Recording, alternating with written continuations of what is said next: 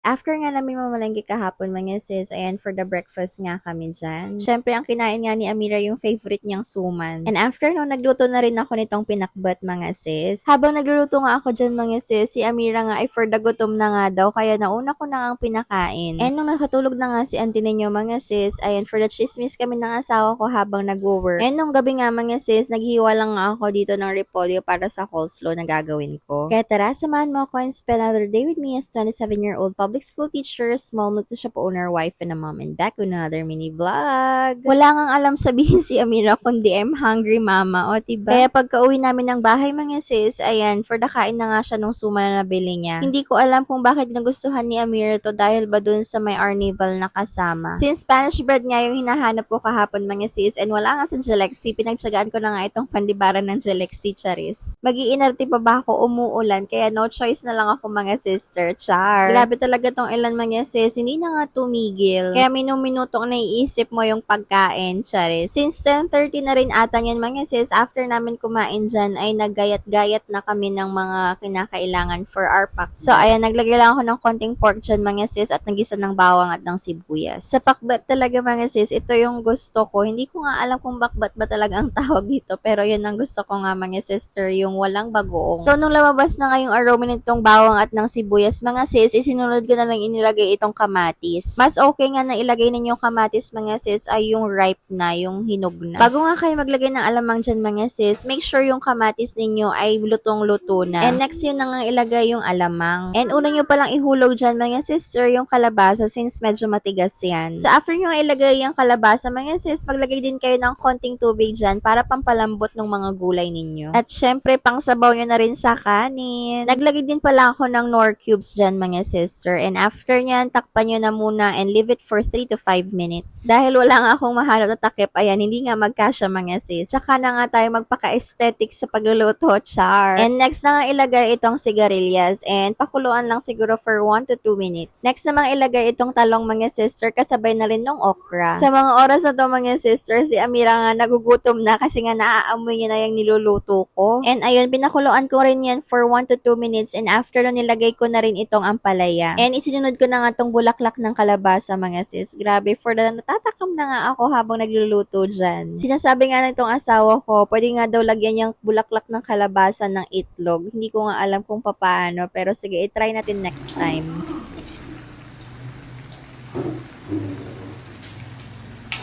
Ayan, konting halo na lang yan mga sister kasi okay na rin yan at hindi naman po pwedeng overcook yung mga gulay natin kasi magkakalasog-lasog yan, charis. Grabe, tataob na naman nga yung isang kalderong kanin dito mga sis, char. Dahil nga nagwawala na si auntie nyo ng mga oras na yan mga sis, akala mo hindi pinapakain, charis. Ayun, nauna ko na nga siyang pinakain mga sis kasi inaaway na nga ako. Grabe kasi tong panahon talagang nakakagutom. So ayan, nag-smash lang ako ng squash dun sa may rice ni Amira at ang kanyang favorite na jelly, yung taba-taba mga sis. Hindi ko nga alam mga sis kung bakit naging favorite ni Amira yung taba-taba. Siguro kasi kapag laman hindi niya mangunguya kasi wala siyang ngipin, char. Pero dati talaga mga sis, ayaw ni Amira ng baboy. Yun nga lang nung nag-samgyup siya, ayun, dun na nag-start charis. So after nga namin mag-lunch mga sis, naligo na rin kami ni Amira at syempre kinakailangan matulog ni auntie ninyo para isesend ko ulit kay teacher, charis. So nung nakatulog na nga si Amira, naalala ko nga na kinakailangan ko na mag-enroll sa LIS. So ayun, nag-enroll muna ako habang wala pang makulit na bata, char. Syempre, dapat habang nag-work, kachismisan mo yung asawa mo para motivated ka, charis. And after ko din dyan, mga sister, syempre, for the nap time din tayo kasi nga, ang sarap talaga matulog kapag ganitong maulan. Pero ayun lang, medyo OA na nga tong ulan, mga sister, kasi ilang araw nang suspended ang klase. And around 6:30 mga sis, bumaba na rin kami kasi ang sarap nga ng pansit, ng mainit na pansit kapag ganitong umuulan. And after nga nun mga sis, gumagawa ako ulit ng pagkain, charis. Sayang kasi yung mayonnaise dun sa may container. Ang laki kasi ng container tapos huhugasan na lang kaya ginawa ko na siyang coleslaw. Anyway, thank you so much kung nakabot na kayo sa part ng vlog ko na ito. And it would really help me if you'll react, leave a comment, and share this video. So ayun lang for today's video. Thank you guys for watching. Bye!